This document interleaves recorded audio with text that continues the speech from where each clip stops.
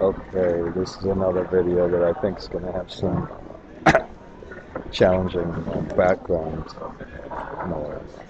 But I want to talk to you about foreign currency loans.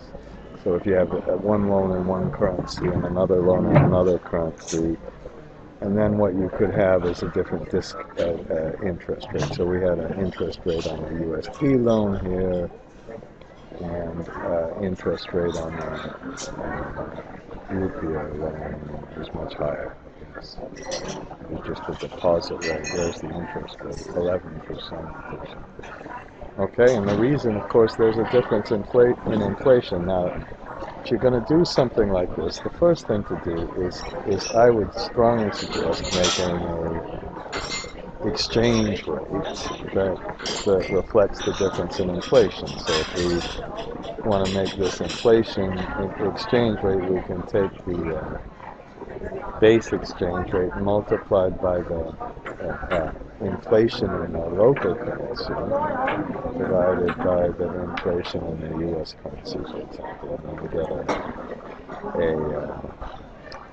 what I'll call a htpp exchange rate. Now, once you've done that, then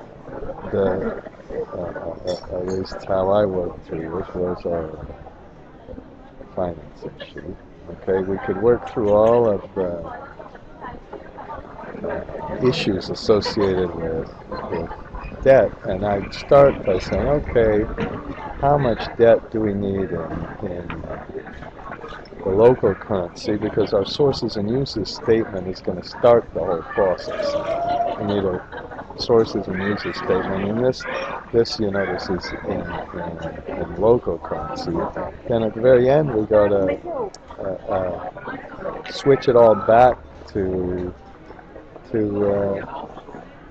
and then we do the whole loan. Rather, we do the whole loan in USD, including the interest rate, the repayments, everything is like a little section of the whole model in USD, and then at the very, very end of the debt, you can switch it back to local currency. Now, when you do that, there's going to be a problem, because the liability is not the total repayments, for example, up here, are not going to be equal to the total draws. We're not going to have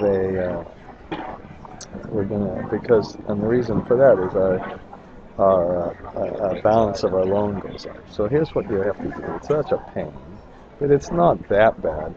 If you take the difference between the exchange rate and multiply it by the opening balance of the loan, that's the kind of foreign exchange loss in translation, because your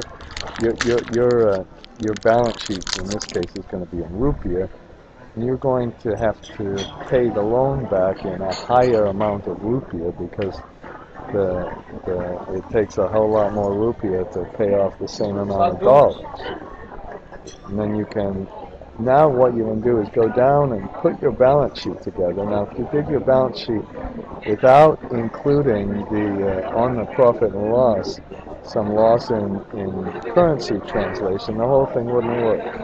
Okay, but if you put that in, you can get it. Now, here's my idea, and here's my comment on the balance sheet.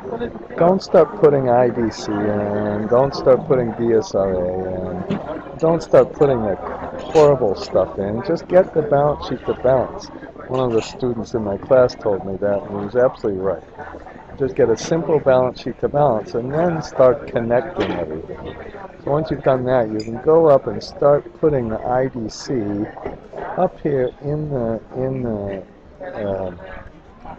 debt kind of sizing section of the model, and then you can put the IDC in the funding part of the model, and then you can put it in the sources and uses, and then you can see if that works, and then go to the next step and the next step and the next step.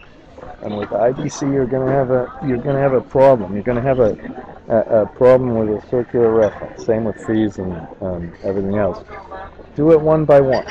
Do it one by one, and if you want to, you're going to have to do a little resolution for the circular reference. My strong suggestion would be first to do it with a copy and paste macro that I hate almost worse than anything. And then after you do that, put your function in there to solve it in a much more elegant way, but do that one at a time, and then you'll find the errors, and the whole thing should work a little bit better. In fact, even start the VBA. You can start the VBA without any circular reference, and what you're going to need for the VBA is going to be the total project cost. We're going to kind of need a fixed project cost, and then a computed one with the VBA. So that's what I'm going to show you next.